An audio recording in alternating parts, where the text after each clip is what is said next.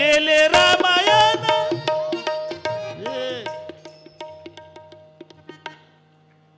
रामा आधी लिहिलं मग घडलं म्हणून नाटक आहे. प्रश्न पडला रामचंद्राला, आता जर मारीच मारला तर सोन्याचं हरण कोण होईल? मग सीता चोरीला कशी जाईल? नाही गेली तर रावण कसा मरल? नाही मेला तर 33 करोड देवता बंदी खाऊन कशा सुटल? नाही सुटल्या तर अवतार घेऊन काय उपयोग?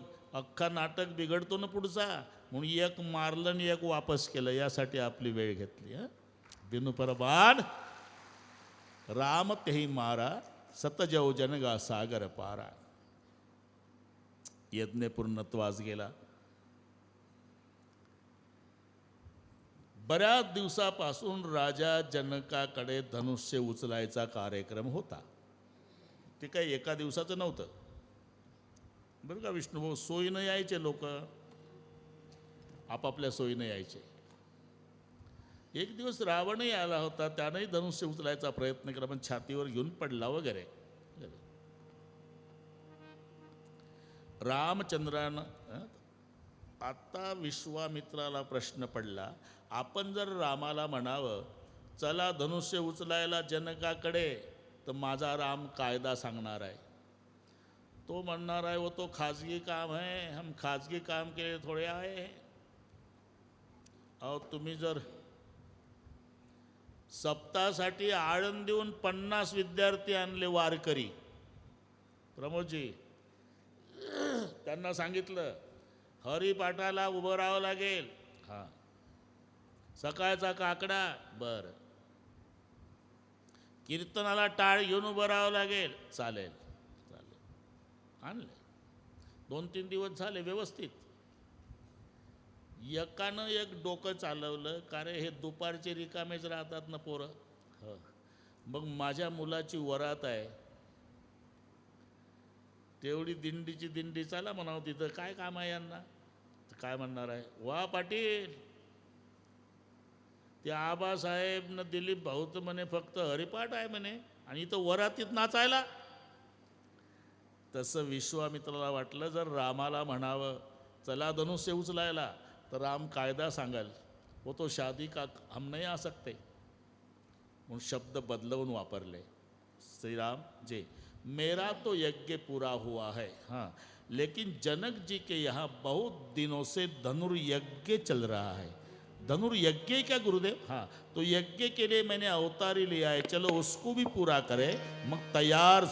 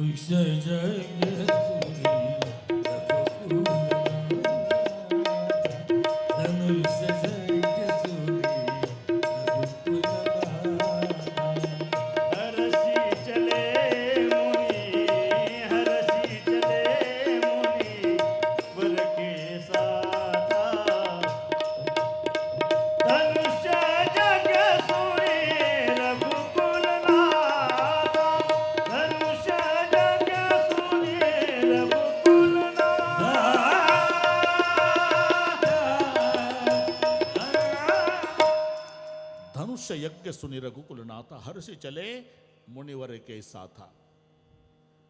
धनुष्य यज्ञ शब्द ऐकला आणि रामचंद्र म्हणे गुरुदेव चलो यज्ञ के लिए मैंने तो अवतार लिया है उसको भी पूरा करे. रामचंद्राला लक्ष्मणाला निमंत्रण नाही, हे परस्परे गेलेले आहे. जनकाचे निमंत्रित पाहुणे नाही हे नीट ऐका. आता नाही का इथला 15 तारखेचा काला झाला की या सप्त्यातून दुसऱ्या सप्त्यात चालले बुवा लोक, तो प्रकार. यांचा यज्ञ पूर्णत्वास गेला की त्यांच्या यज्ञासाठी चालले. निमंत्रित पाहुणे नाही. तुम्हाला नवल वाटेल, निमंत्रण राजा दशरथाला सुद्धा नाही, राजा जनकाचं. आता हा फार मोठा चर्चेचा विषय आहे. शेजार धर्म, वैरी असू द्या, शेजारी शेजारी दोन्ही पाटलाचे वाडे पण एकमेकासोबत बोलत नाही. असे बरेच पाटील आहे, तुम्हाला चांगले पाठ आहे, नाही बोलत. पण लग्न आहे ना मुलीचं लग्न आहे, पत्रिका नेऊन द्यायची आहे. पाहून घेतो, पाटील सकाळी 8:30ला संगमनेरला गेलं, ते दिवसभर येत नाही. ती संधी साधून पत्रिका घेऊन जातं, अंगणात उभं राहतं. अरे पाटील आहे का घरी? पहिल्यांदा गेलं 25 वर्षात. तुला माहिती आहे पाटील संगमनेर, पाटलीन आली. अहो या ना, ते संगमनेरला गेले, चहा घ्या. चहा पिऊन जमणार आहे का पाटलीन बाई? एकटाच आहे मी, सगळ्या तालुक्यात पत्रिका वाटायची आहे. ही पत्रिका माझ्या मुलीच्या लग्नाची. आणि पाटलाला सांगा स्वतः पाटील पत्रिका घेऊन आलत म्हणा. हा व्यवहार आहे का नाही? मग मिथिला नगरीला लागून अयोध्या नगरी आहे. सामर्थ्याच्या बाबतीत दशरथ राजा स्वर्गात इंद्राला मदत करतो युद्धात.